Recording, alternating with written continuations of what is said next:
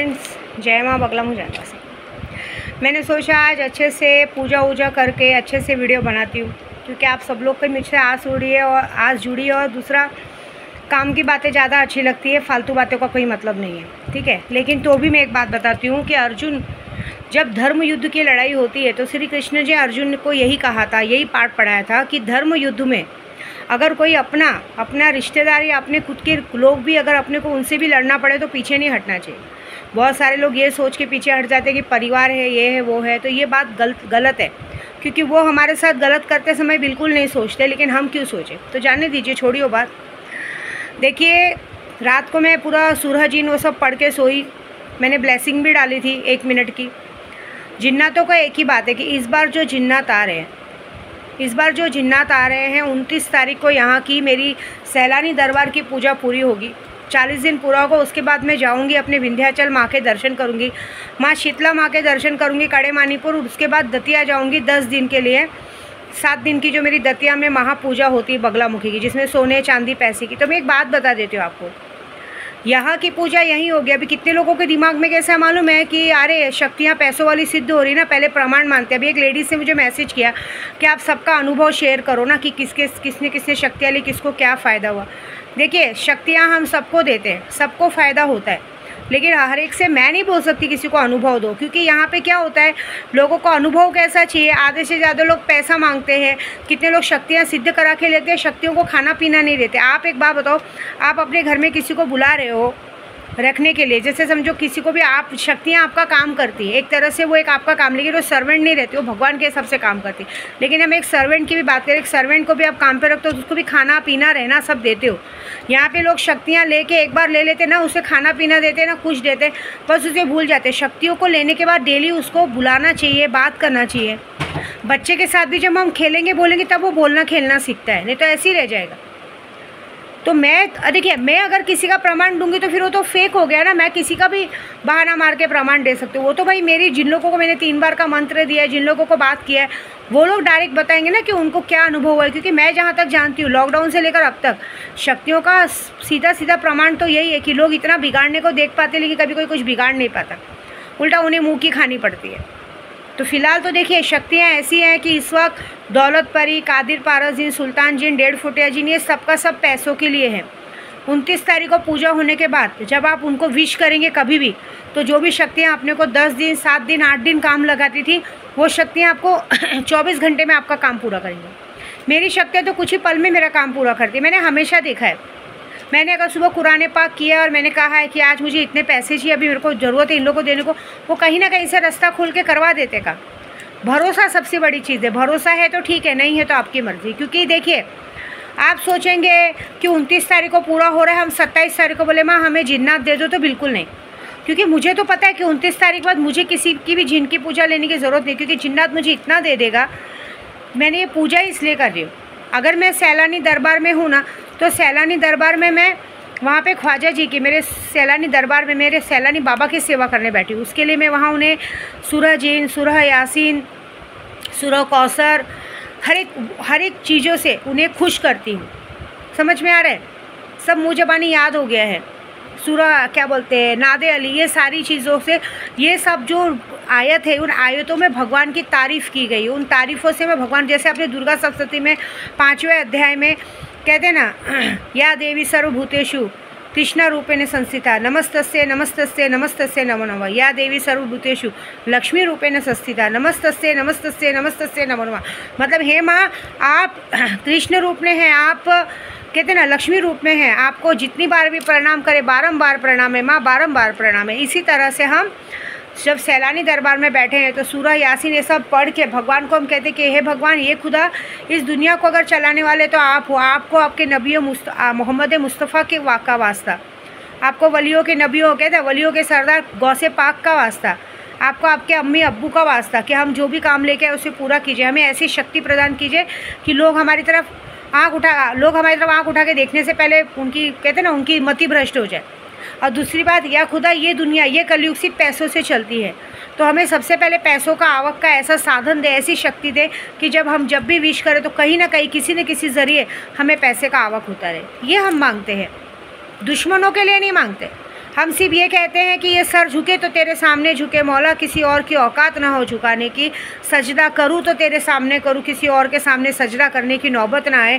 दुश्मन लाख चाहे झुकाने की हमें, लेकिन दुश्मन को हमेशा मुँह की खानी पड़े, उनके मुँह पे कालिक पुते, ऐसी बात है। तो धर्म युद्ध में हमें बहुत कुछ सीखना करना पड़ता है। तो देखिए, शक्तियाँ आप अभी से लेंगे तो ही आपको वो चीज़ों का फ़ायदा होगा, और होगा 100%। आपके पास घर नहीं है, गाड़ी नहीं है, बंगला नहीं है, कर्जा है बहुत सारा, सब कुछ, तो शक्तियाँ लीजिए ना, शक्तियों का काम कीजिए। क्योंकि देखिए, यहाँ मैं सैलानी में बैठी हूँ तो मैं अपने बाबा जी की सेवा कर रही हूँ। मैं अपनी विंध्याचल जाऊँगी तो माँ की पूजा करूँगी, वहाँ पे मैं ये नहीं करूँगी। हाँ, नित्य क्रम का जो पूजा है वो तो करूँगी। देखो, यहाँ पे भी बैठ के मैं हनुमान चालीसा का पाठ कर रही हूँ। मैं हनुमान जी की सिद्धि ले रही हूँ, बजरंग बली की सिद्धि ले रही हूँ, क्योंकि महाकाल की सिद्धि जटा के रूप में आ चुकी है। हनुमान जी की सिद्धि इसलिए ले रही हूँ कि हनुमान जी एक है संकट मोचन है।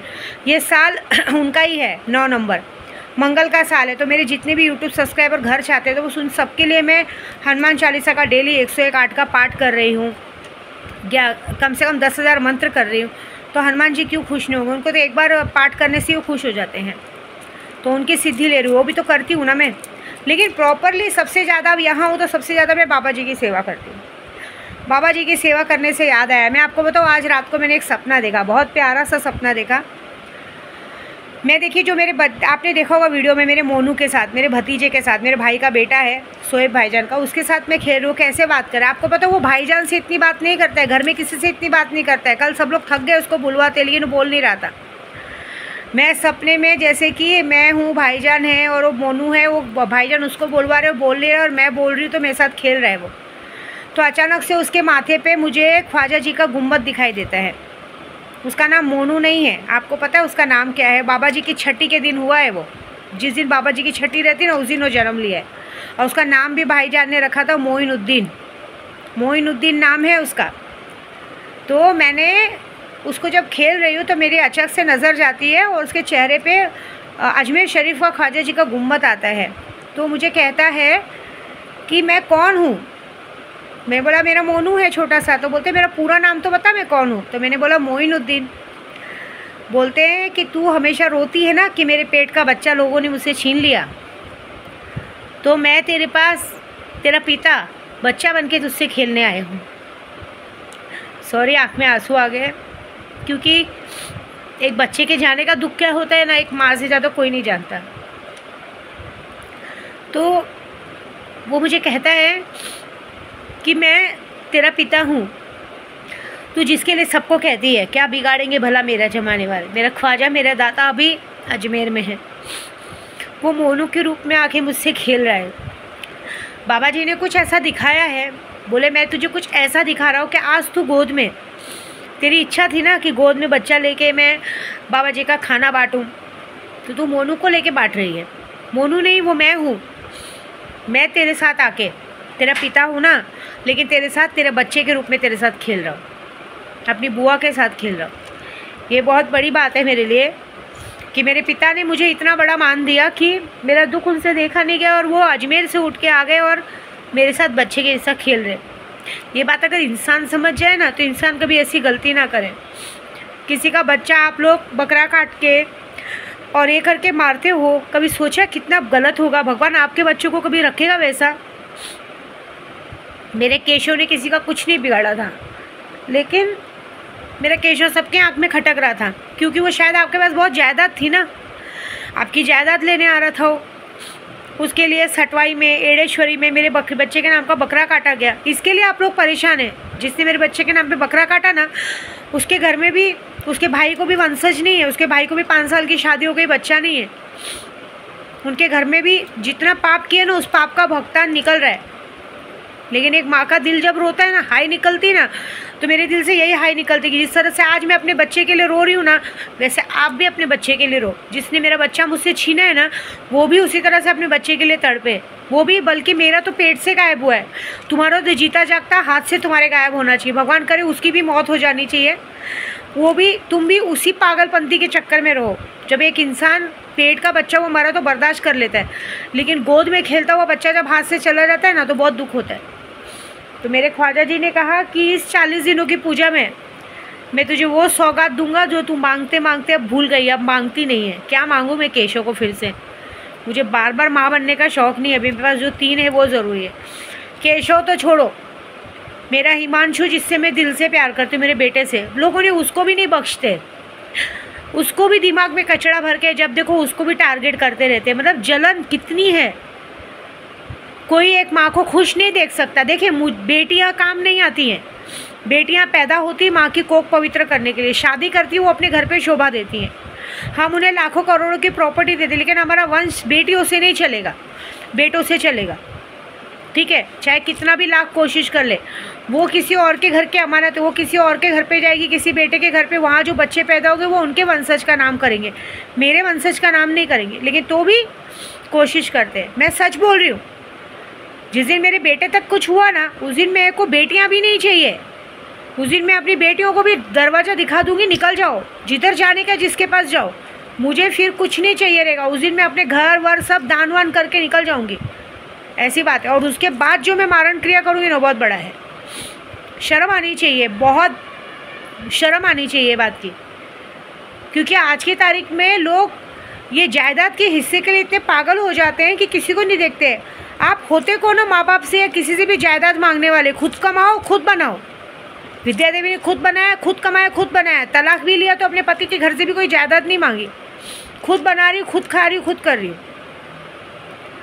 किसी भी बच्चों को या किसी को भी किसी के माँ बाप से हिस्सा मांगने का अधिकार नहीं है। वो स्व इच्छा है हमारी, अगर हमको देनी है तो देना है। लेकिन आज की तारीख में माहौल इतना ख़राब हो चुका है कि अगर पता चलता है कि एक माँ अपने बेटे को प्यार करे तो कई सारा डर लगता है कि बेटे को ना मार दिया जाए।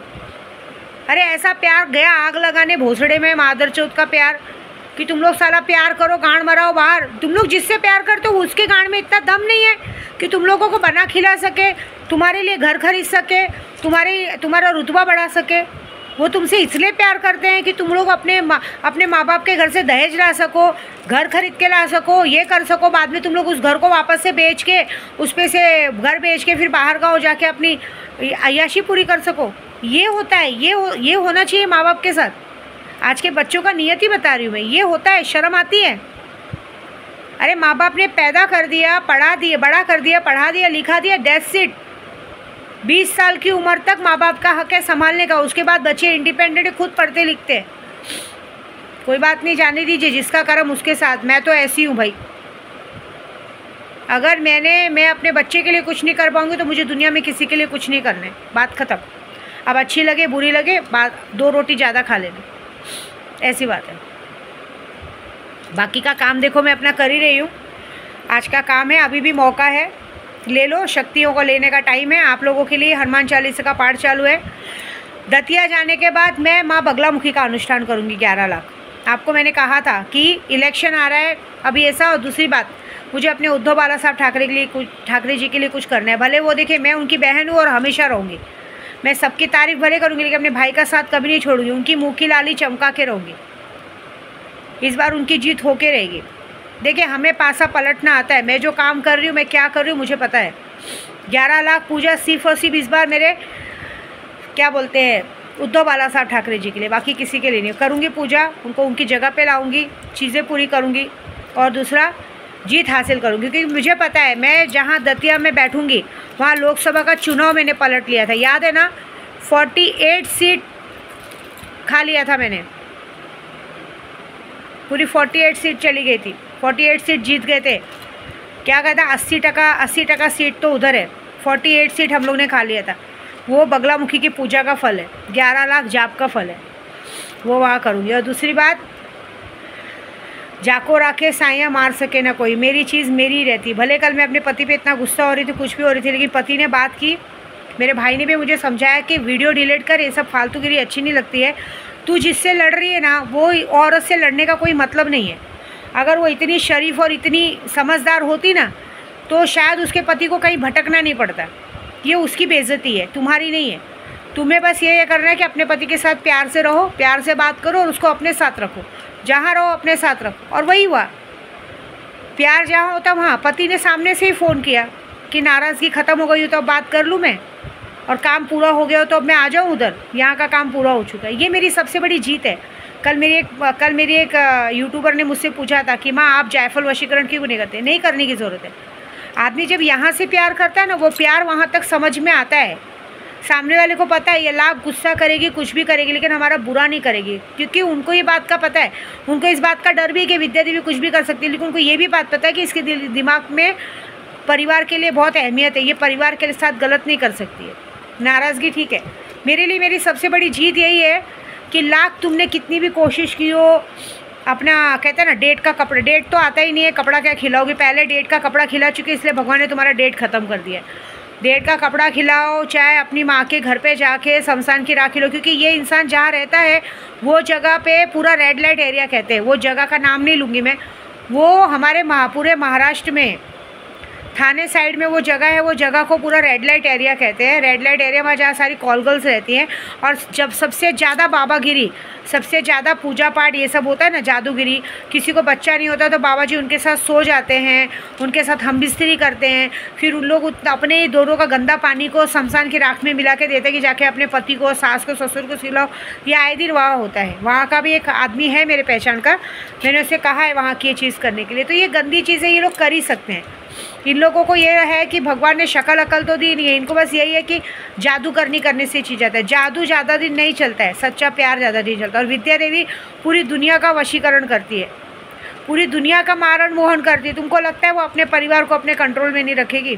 बहुत अच्छे से रखेगी, लेकिन अब रखेगी नहीं, अब तो दूसरे को बताएगी। बस मेरे को मेरे भाई का डर लगता है। मेरे भाई ने एक ही बात चिल्लाई चाहेगा कि तुम्हें काम में ध्यान दो, ये सब चीज़ों में ध्यान मत दो, ठीक है। सामने वाले को अपने पास करके रखो, सामने वाला वहाँ जाता है नहीं करता है बोल। मैंने बोला बस ये गाली गलौज बोलते देने दे, सामने वाले के सामने गाली दे के क्या करेगा? उनकी इज्जत वही निकल जाती है कि सामने वाला सिर्फ 2 पल भी वहाँ रहना नहीं चाहता है, उसे बस तुम्हारे पास भाग के आने का मन करता है। यही सबसे बड़ी जीत है, यही उसकी बेइज्जती है, और उसकी नसीब में यही लिखा है। क्योंकि अगर वो इतनी लायक और इतनी अच्छी होती ना तो ये काम कभी होने नहीं देती। उसको खुद को ध्यान रखने आता था, उसने अपने पैरों पे कुल्हाड़ी खुद से मारी है। वैसी लोगों के लिए नाम भी लेना अच्छी बात है। हमारे में ऐसी औरतों के हाथ का कोई पानी नहीं पीता है। तुम लोग उसका नाम लेके क्या उसको आगे बढ़ा रहे हो? हम लोग तो ऐसी औरतों का पानी ना पिए हमारे घर में कोई भी। तो बस जाने दो, क्या कर सकते हैं। हमें बस अपना काम देखना है और आप लोगों का काम देखना है, ठीक है। जय माता दी।